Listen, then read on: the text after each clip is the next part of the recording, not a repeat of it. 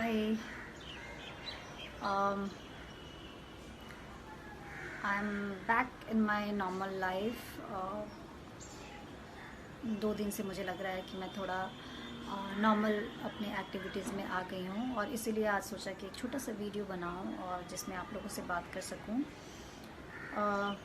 लगातार मीडिया से कॉल आ रहा था और सुशांत से जुड़े हुए कई सवाल जवाब, बहुत सारी बातें वो कर रहे थे।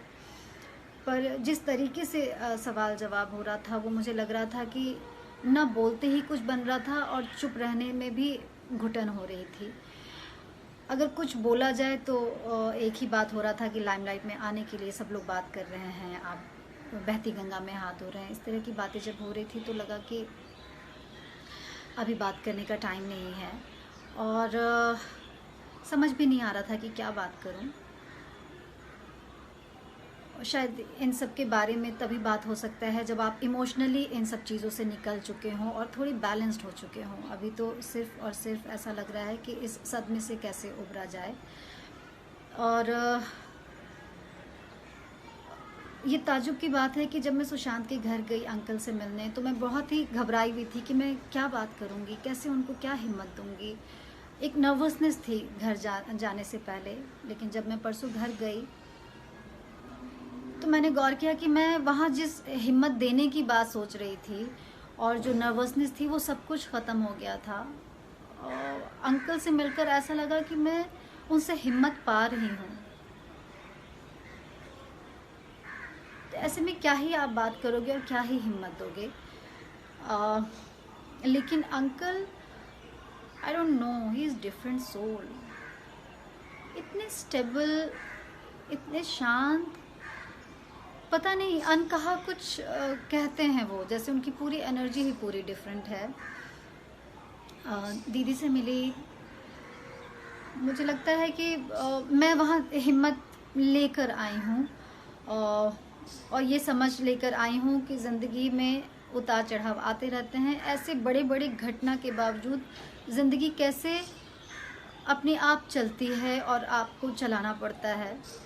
और अंकल को देखकर सच में अंदर से कुछ चेंज हुआ है और मैं नॉर्मल लाइफ में काफ़ी स्ट्रांग फील कर रही हूँ। मुझे लग रहा है मैं बीच में काफ़ी वीक फील कर रही थी कि मैं जो मुझे लगता है जो मैं हूँ वो मैं नहीं हूँ, ऐसे वाली फीलिंग आई थी। बट आई एम बैक और मैं वहाँ सिर्फ एक ही शब्द कह पाई। मुझे लगता है कि सिर्फ इतना ही कि अंकल, मैं हमेशा पटना आती हूँ और मैं जब भी आऊँगी आपसे मिलने आऊँगी। और ये सच है, मैं साल में एक बार पटना आती हूँ। मुझे अपने घर, अपने परिवार से मिलने के लिए, यहाँ मुझे एक अलग एनर्जी लेने के लिए मैं यहाँ आती ही रहती हूँ। तो I know now whenever I will come I will meet uncle. और मीडिया से कहना चाहूँगी कि हर चीज़ में वो एक जो सवाल पूछते हैं कि आप क्यों नहीं जा रही हैं, आप कब जा रही हैं, उनको ये कहना चाहूँगी कि ये मोमेंट बहुत ही पर्सनल होता है, ये बहुत ही कनेक्शन ही अलग होता है। हर चीज़ के लिए मीडिया को बताना या मीडिया को उसका प्रूफ देना ये थोड़ा ऑड है। जो भी वो एक्सपेक्ट कर रहे हैं, इट्स नॉट पॉसिबल। लेकिन मैं आप लोगों को ये ज़रूर बता रही हूँ, जो मुझसे जुड़े हुए हैं उनको बताना चाह रही हूँ कि मैं पहले से काफ़ी बेटर हूँ और उस बेहतरी का जो कारण है वो अंकल हैं। उनसे मिलकर मुझे बहुत हिम्मत मिला और उनसे जो हिम्मत मिला है वही हिम्मत मैं अपनी माँ से शेयर कर रही हूँ, क्योंकि मॉम सच में बहुत बहुत ज़्यादा स्ट्रेस थी और दुखी थी। मेरे जाने के नाम से परेशान हो जा रही थी। बहुत पैनिक वाला माहौल था। हो सकता है सब लोग ज़िंदगी में आगे बढ़ जाएंगे, बढ़ते ही हैं, लेकिन जो पेरेंट्स हैं उनके मन में एक घबराहट, एक चिंता, उसका जो लेवल है वो बढ़ गया है। तो हम लोगों ने ये फील किया कि जो बीच में प्रॉब्लम है वो है कम्युनिकेशन। हम लोग, स्पेशली मैं, मुझे नहीं, औरों का शायद नहीं पता, मैं बहुत हल्की फुल्की बातें करती हूँ माँ से, बहुत मुश्किल वाली बातें नहीं करती, इतनी शेयरिंग नहीं होती जो मैं फेस कर रही होती हूँ। डर एक कारण है कि कहीं माँ को स्ट्रेस ना हो। लेकिन अब समझ में आया है कि गहरी बातें मदर फादर से, अपने पेरेंट्स से, अपने ब्रदर सिस्टर से करनी चाहिए। और उनको उससे स्ट्रेस नहीं होता, बल्कि वो उसमें पार्टिसिपेट करते हैं तो वो थोड़े निश्चिंत रहते हैं।